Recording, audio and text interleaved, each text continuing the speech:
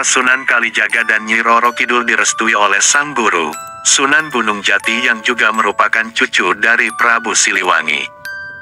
Adanya pernikahan antara Sunan Kalijaga dan Nyi Roro Kidul ini lantaran Sunan Gunung Jati mengutus muridnya itu untuk mendapatkan pusaka milik Ratu Pantai Selatan. Dilansir klikbondowoso.com, inilah kisah selengkapnya dari pernikahan antara Sunan Kalijaga dan juga Nyi Roro Kidul serta hubungannya dengan Prabu Siliwangi. Sunan Kalijaga diutus untuk meminjam senjata berupa tombak milik Ratu Pantai Selatan, Nyi Roro Kidul. Hanya dengan pusaka tersebutlah pertempuran Sunan Kalijaga dan Prabu Siliwangi bisa berakhir dengan kemenangan dari Sunan Kalijaga. Klikbondowoso.com, pernikahan antara Sunan Kalijaga dan Nyi Roro Kidul direstui oleh sang guru, Sunan Gunung Jati yang juga merupakan cucu dari Prabu Siliwangi. Adanya pernikahan antara Sunan Kalijaga dan Nyi Roro Kidul ini lantaran Sunan Gunung Jati mengutus muridnya itu untuk mendapatkan pusaka milik Ratu Pantai Selatan. Sunan Kalijaga diutus untuk meminjam senjata berupa tombak milik Ratu Pantai Selatan, Nyi Roro Kidul. Hanya dengan pusaka tersebutlah pertempuran Sunan Kalijaga dan Prabu Siliwangi bisa berakhir dengan kemenangan dari Sunan Kalijaga. Sesampainya di pantai selatan, permintaan Sunan Kalijaga ditolak oleh Nyi Roro Kidul karena ia tidak membawa bukti langsung dari Sunan Gunung Jati. Karena merasa tidak mendapatkan hasil, maka Sunan Kalijaga membawa Nyi Roro Kidul untuk menghadap Sunan Gunung Jati. Di hadapan Sunan Gunung Jati, Nyi Roro Kidul merasa malu karena ia tahu bahwa sang Sunan pasti bisa membaca pikirannya. "Wahai putri Prabu Siliwangi, hanya engkaulah yang mampu mengalahkan kesaktian ayahmu, maka dengan segala hormat pinjamkanlah Kalijaga tombak pusakamu," kata Sunan Gunung Jati pada Nyi Roro Kidul. Permintaan Sunan Gunung Jati bukannya ditolak oleh Nyi Roro Kidul, namun karena sebuah alasan bahwa pusaka itu hanya bisa dimiliki oleh suaminya.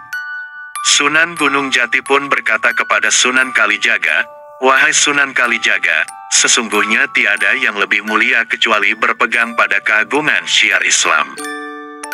Menikahlah dengan Nyi Roro Kidul atas nama Islam dan bukan karena nafsu," ucapnya.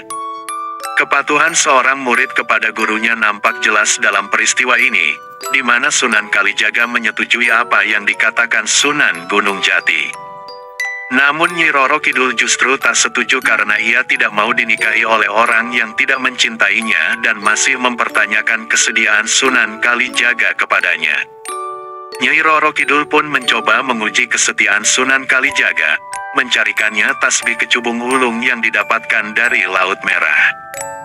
Dengan bertafakur, bermeditasi dan meminta petunjuk kepada Allah, Sunan Kalijaga didatangi 3 sosok bangsawan. Sesampainya di pinggir Laut Merah, keempat orang baru saja datang tadi langsung disambut pendamping Ratu Bilqis dari bangsa siluman. Atas izin Sang Ratu Agung Bilqis diberikanlah Sunan Kalijaga satu buah Nur Sulaiman berwujud peti ukir dari alam asyraf yang di dalamnya terdapat tasbih wulung berbahan batu kecubung giok.